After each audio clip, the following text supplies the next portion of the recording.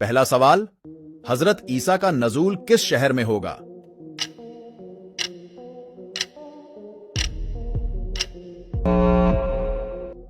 जवाब दमिश्क में। दूसरा सवाल, कूफा शहर किस सहाबी ने बनवाया?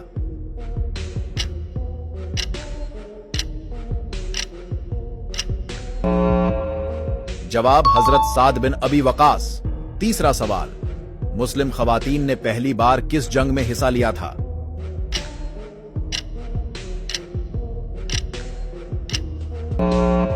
जवाब गजवाए उहद में। चौथा सवाल, अहले जन्नत का लिबास सब्ज होगा, यह कहां कहा गया है?